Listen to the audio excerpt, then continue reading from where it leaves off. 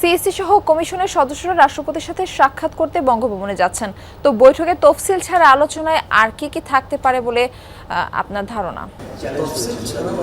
এই যে নির্বাচনটি আয়োজন করা হবে ত্রয়োদশ জাতীয় সংসদ নির্বাচন, সেটি আয়োজনের প্রস্তুতি কীরকম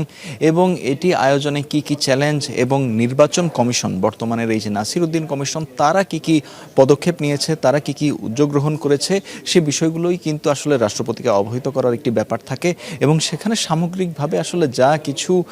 আছে এই নির্বাচন নিয়ে, এই নির্বাচনে এখন পর্যন্ত কি কি পদক্ষেপ গ্রহণ করা হয়েছে, কি কি ব্যবস্থা হয়েছে, কি কি আইন পাশ হয়েছে, এগুলো যেরকম থাকবে ঠিক তেমনি আসলে তফসিলের পরপর আর কি কি কাজ থাকবে, অর্থাৎ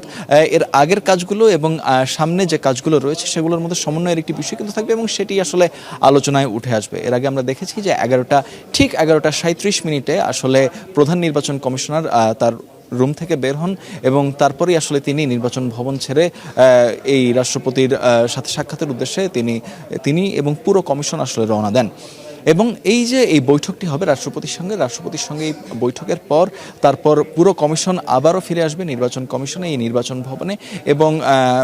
এখানে পূর্ব নির্ধারিত যে সময়সূচি সেখানে আসলে 4টার দিকে এই তফসিলের ঘোষণাটি রেকর্ড হওয়ার কথা রয়েছে। যদি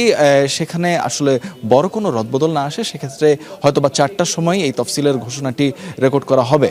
এই সিইসির যে ভাষণটি সেটি। এবং আমরা দেখেছি যে আসলে কয়েকদিন আগেই বিটিভি এবং বাংলাদেশ বেতার দুটি প্রতিষ্ঠানকেই আসলে প্রস্তুত থাকার জন্য এই বক্তব্য রেকর্ড করার জন্য আসলে তাদেরকে প্রস্তুতি নিয়ে রাখতে বলা হয়েছিল এবং সেই অনুযায়ী কিন্তু আসলে আজকে তারা আসবে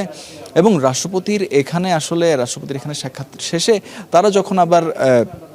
নির্বাচন ভবনে আসলে ফিরে আসবেন এর মধ্যে হয়তোবা আর কোনো কথা কমিশনের যারা রয়েছেন তারা হয়তো আর সাংবাদিকদেরকে বলবেন না, তবে